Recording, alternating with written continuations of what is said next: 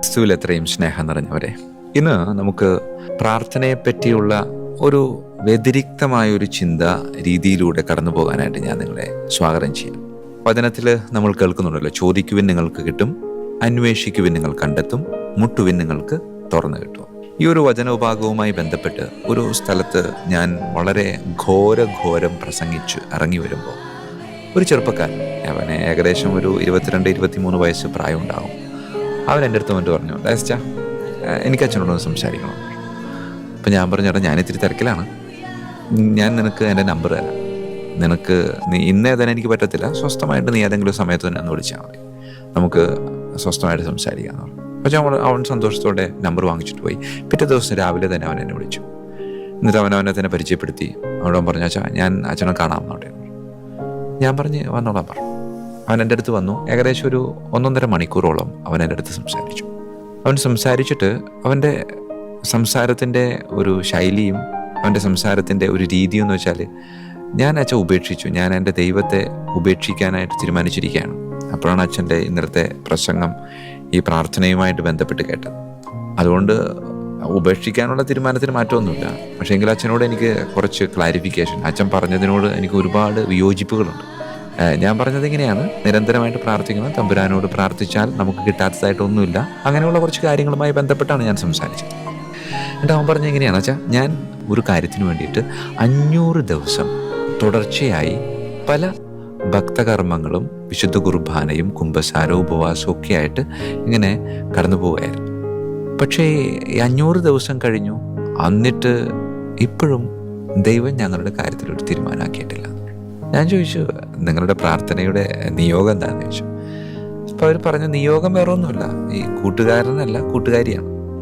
അപ്പോൾ നമുക്ക് ഏകദേശം നിങ്ങൾക്ക് മനസ്സിലായിട്ടുണ്ടാവില്ല. അപ്പോൾ അവരുടെ വിവാഹം നടക്കണം. ആ വിവാഹത്തിൻ്റെ മാതാപിതാക്കളുടെ സമ്മതത്തോടെ അവരുടെ വിവാഹം നടത്തുക. രണ്ടുപേരും ക്രിസ്ത്യാനികളാണ്.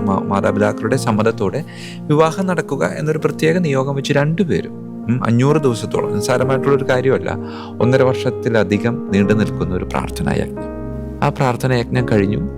പക്ഷേ അവരുടെ കാര്യത്തിനൊരു തീരുമാനം ഉണ്ടായാലും മാതാപിതാക്കൾ സമ്മതിച്ചില്ല. അപ്പോൾ അവർ വേർപിരിയേണ്ടതായിട്ട് വന്നു. അപ്പം ഞാൻ ചോദിച്ചു, അപ്പം എന്താണ് സമ്മതിക്കാതിരിക്കാനുള്ള കാരണം എന്താണെന്ന് ചോദിച്ചു. കാരണം വേറെ ഒന്നുമല്ല, ഞാൻ എൻ്റെ ജീവിത പങ്കാളിയായിട്ട് എടുക്കാനായിട്ട് ആഗ്രഹിച്ചവർക്ക് ഞങ്ങൾ ചെറിയൊരു ബന്ധമുണ്ട്. അപ്പം എന്തേ ബന്ധം? വേറെ ഒന്നുമില്ല, എൻ്റെ അപ്പൻ്റെ പെങ്ങളുടെ മോളാണ്. ഇപ്പോഴുള്ളവരെ ചുരുക്കി പറഞ്ഞാൽ സ്വന്തം പെങ്ങളെ കല്യാണം കഴിക്കുക എന്നുള്ളൊരു ആഗ്രഹത്തോടു കൂടെ ദൈവത്തിൻ്റെ മുമ്പിൽ വലിയൊരു പ്രാർത്ഥനാ യജ്ഞവുമായിട്ട് മുന്നോട്ട് പോയ 2 പേര്. എന്നിട്ട് അവർക്ക് ദൈവത്തോട് പരാതി എന്താണ്? ദൈവം അവരുടെ പ്രാർത്ഥനയായിട്ട്. ഇപ്പോഴുള്ളവരെ 1-2 ദിവസമല്ല, 1.5 വർഷത്തിലധികം നീണ്ടു നിൽക്കുന്ന പ്രാർത്ഥനാ യജ്ഞത്തിൽ ദൈവം അവരോട് കരുണ കാണിച്ചില്ല എന്ന് പറയുമ്പോൾ അതിനകത്ത് ചെറിയൊരു ശരിയില്ലേന്ന് തോന്നിപ്പോയല്ലേ. ചെറിയൊരു ശരിയില്ലേന്നൊരു തോന്നലുള്ളവർക്ക് അങ്ങനെ ഒരു സംഭവമില്ല. നിങ്ങൾ ചിന്തിക്കുന്നില്ല, ചെറിയൊരു ശരിയില്ല, അതിനകത്ത് മൊത്തം തെറ്റാം. കാരണം എൻ്റെ പ്രാർത്ഥന ദൈവം സ്വീകരിക്കണമെങ്കിൽ, ഇപ്പോൾ ഒരു പ്രാർത്ഥന, ഞാനൊരു പ്രാർത്ഥന എൻ്റെ ദൈവത്തിൻ്റെ മുമ്പിലേക്ക് സമർപ്പിക്കും. ആ പ്രാർത്ഥന സ്വീകരിക്കപ്പെടുമ്പോൾ 2 കാര്യങ്ങൾ നമ്മളൊന്ന് പരിശോധിക്കണം. ഒന്ന്, ആ പ്രാർത്ഥന സ്വീകരിച്ച് ദൈവം എന്നെ അനുഗ്രഹിക്കുമ്പോൾ ആർക്കെങ്കിലും, എൻ്റെ ചുറ്റുപാടും നിൽക്കുന്ന ആർക്കെങ്കിലും വേദന ഉണ്ടാകുന്നുണ്ട് എങ്കിൽ ദൈവം അത് ഗൗനിക്കത്തേയില്ല. രണ്ടാമത്തത്, എൻ്റെ പ്രാർത്ഥന ദൈവം സ്വീകരിച്ച് എന്നെ അനുഗ്രഹിക്കുമ്പോൾ ഞാൻ ഒരു അഹങ്കാരിയായി മാറാനുള്ള സാധ്യതയുണ്ട് എങ്കിൽ ആ പ്രാർത്ഥനയും ദൈവം സ്വീകരിക്കത്തില്ല. അതുകൊണ്ട് പ്രിയമുള്ളവരെ, നിരന്തരമായി ഒരേ കാര്യത്തിന് വേണ്ടിയിട്ട് പ്രാർത്ഥിക്കുന്നവരുണ്ട് എങ്കിൽ ആ പ്രാർത്ഥന ദൈവത്തിൻ്റെ മുമ്പിലേക്ക്, ആൾത്താരുടെ മുമ്പിലേക്കൊന്ന് ചൊരിഞ്ഞിട്ടൊന്ന് പരിശോധിക്കണം. ഇതിൽ നേരത്തെ പറഞ്ഞ ഈ 2 കാര്യങ്ങൾ കിടക്കുന്നുണ്ട് എങ്കിൽ ആ കിടക്കുന്ന കാര്യങ്ങളൊന്ന് മാറ്റിയെടുത്ത് വീണ്ടും ഒരു പുനഃക്രമീകരണം നടത്തി ആ പ്രാർത്ഥനയെ ദൈവത്തിൻ്റെ മുമ്പിലേക്ക് സമർപ്പിക്കാനായിട്ടൊന്ന് പരിശ്രമിക്കുന്നത് നല്ലതാണ്. പ്രാർത്ഥനയെ ലഘൂകരിക്കുന്നതല്ല കേട്ടോ ഞാൻ.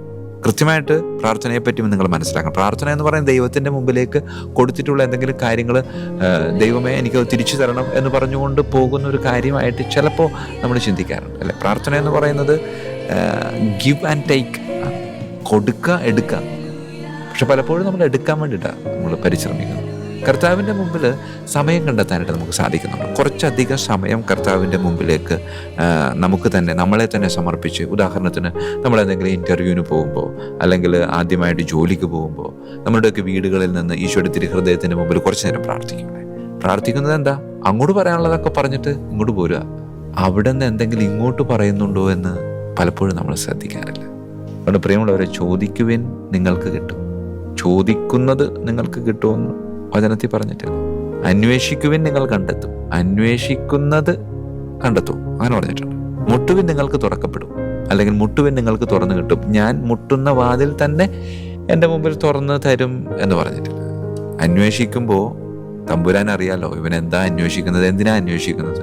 അപ്പോൾ അന്വേഷിക്കുന്നത് തന്നെ തരണമെന്നില്ല. വേറൊരു കാര്യം, ഒരുപാട് കാര്യങ്ങൾ ചിലപ്പോൾ നമുക്ക് തരും. നമ്മൾ അതൊന്നും ഗവനിക്കുന്നില്ല. കാരണം എന്താ?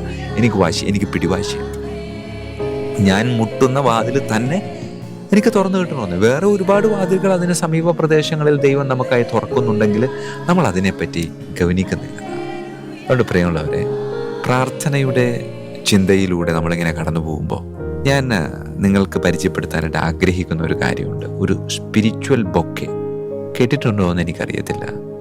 ഞാൻ എൻ്റെ മൈനർ സെമിനാരിയിൽ പഠിച്ചുകൊണ്ടിരിക്കുമ്പോൾ അന്ന് എൻ്റെ റെക്ടറച്ചനായിരുന്ന സ്നേഹമുള്ള തട്ടകത്തച്ഛൻ്റെ മുറിയിൽ ചെറിയ ഒരു മനോഹരമായ ഒരു സ്പിരിച്വൽ ബൊക്കെ ഉണ്ടായിരുന്നു.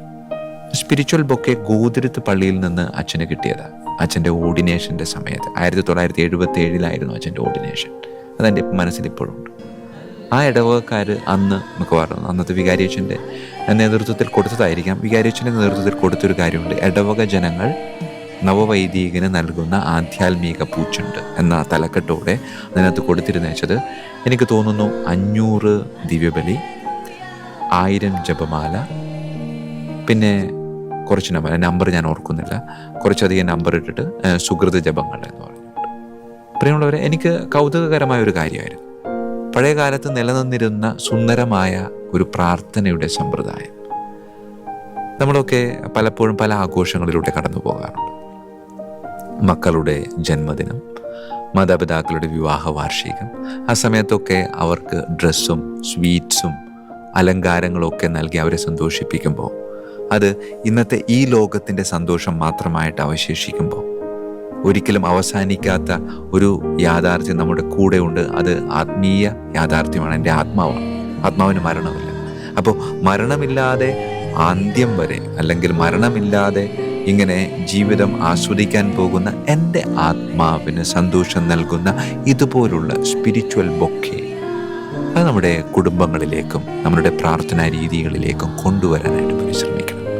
ഈ അടുത്ത് വരുന്ന നമ്മളുടെ പ്രിയപ്പെട്ടവരുടെ വെഡിങ് ആനിവേഴ്സറിയോ ബർത്ത്ഡേയോ എന്ത് തന്നെയാണെങ്കിലും ആ സമയത്ത് നമ്മളുടെ പ്രിയപ്പെട്ട മക്കൾക്ക്, നമ്മുടെ പ്രിയപ്പെട്ട മാതാപിതാക്കൾക്ക്, ഉദാഹരണത്തിന് നമ്മുടെ മാതാപിതാക്കൾ ഈ അടുത്ത് വിവാഹ വാർഷികം ആഘോഷിക്കുന്നുണ്ട് എങ്കിൽ ആ വിവാഹ വാർഷികം ആഘോഷിക്കുന്ന നമ്മുടെ മാതാപിതാക്കൾക്ക് ഒരു സ്പിരിച്വൽ ബൊക്കെ, ആധ്യാത്മിക പൂച്ചെണ്ട് കൊടുക്കാനായിട്ട് നമുക്ക് പരിശ്രമിക്കാം. അത് വേറെ ഒന്നുമല്ല, ഒരു പേപ്പർ എടുക്കുക, അതിൻ്റെ മുകളിൽ എൻ്റെ അപ്പനും, ഞാൻ സ്നേഹിക്കുന്ന എൻ്റെ അപ്പനും അമ്മയ്ക്കും വിവാഹ വാർഷിക ദിനത്തിൻ്റെ എല്ലാവിധ ആശംസകളും നേരുന്നു. അപ്പനും അമ്മയ്ക്കും ഞാൻ നൽകുന്ന സമ്മാനം എന്ന് പറയുന്നത് എന്ന് പറഞ്ഞുകൊണ്ട് നമുക്ക് അവിടെ നമ്പർ എഴുതാം. ഉദാഹരണത്തിന് 30 ദിവ്യബലി, 50 ജപമാല, 100 കരുണയുടെ ജപമാല, സുഹൃത ജപങ്ങൾ ഒരു 1000 വരുന്നുണ്ട്. സുഹൃദേവങ്ങൾ എന്ന് പറയുമ്പോൾ വേറെ ഒന്നുമില്ല, എൻ്റെ അമ്മ, എൻ്റെ ആശ്രയമേ, അത് പരിശുദ്ധ അമ്മയുടെ മാധ്യസ്ഥനെ യാചിച്ചുകൊണ്ടുള്ള ഒരു സുഹൃദേവമാണ്. ഈശോയുടെ തിരുഹൃദയത്തിൻ്റെ സുഹൃദേവങ്ങൾ ഒരുപാടുണ്ട്. ഈശോയുടെ തിരുഹൃദയമേ, എൻ്റെ ഹൃദയം അങ്ങയുടെ ഹൃദയത്തിന് അനുകൂലമാക്കണമേ. അങ്ങനെ ഒരുപാട് സുഹൃത ജപങ്ങൾ നമുക്ക് പല സ്ഥലങ്ങളിൽ നമുക്ക് കിട്ടും.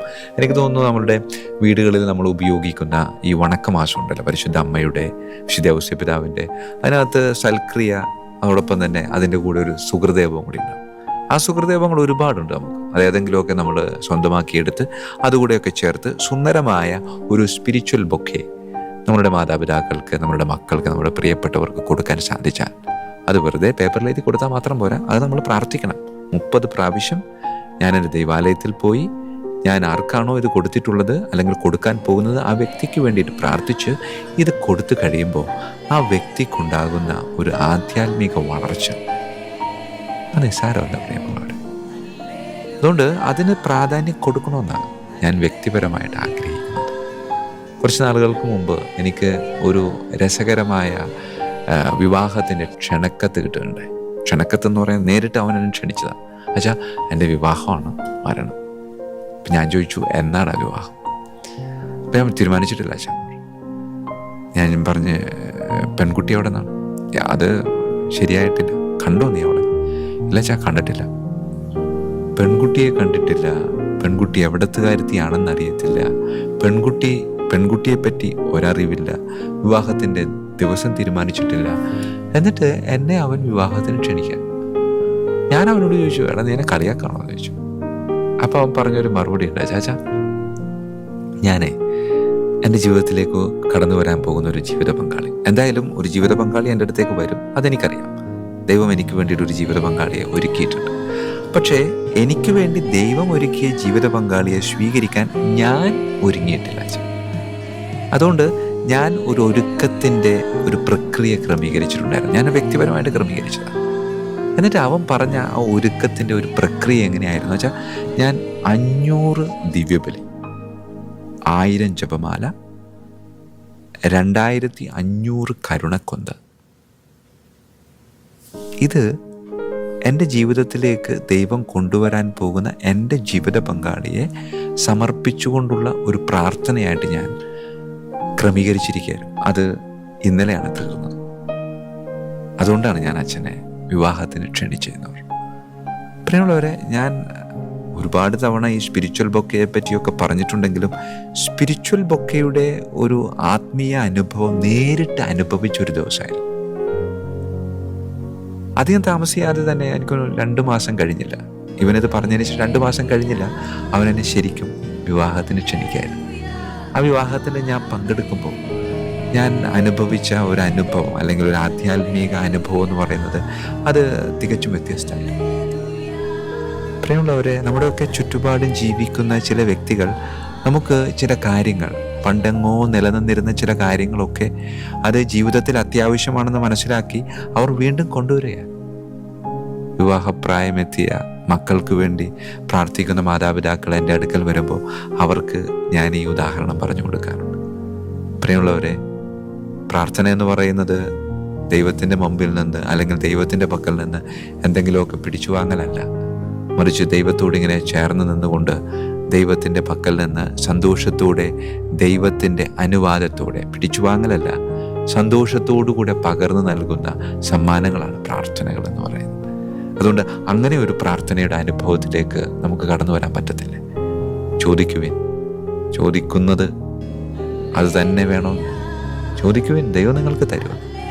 അന്വേഷിക്കുവിൻ, ദൈവം നിങ്ങൾക്ക് കണ്ടെത്തി തരും. മുട്ടുവിൻ, ദൈവം നിങ്ങൾക്ക് വാതിൽ തുറന്നു തരും. കർത്താവേ, പ്രാർത്ഥനയുടെ യഥാർത്ഥ പൊരുൾ മനസ്സിലാക്കി സ്നേഹത്തോടെ നിന്നോട് ചേർന്ന് നിന്ന് നിന്നോട് ഒരുപാട് ഇങ്ങനെ സംസാരിച്ച് മുന്നോട്ട് പോകാനുള്ളൊരു കൃപ എനിക്ക് നൽകണമെന്ന് നമുക്ക് പ്രാർത്ഥിക്കാം. ദൈവം നമ്മളെ സമൃദ്ധമായിട്ട് അനുഗ്രഹിക്കട്ടെ. ഈശോ മിശിഹായ്ക്കും സ്തുതിയായിരിക്കട്ടെ.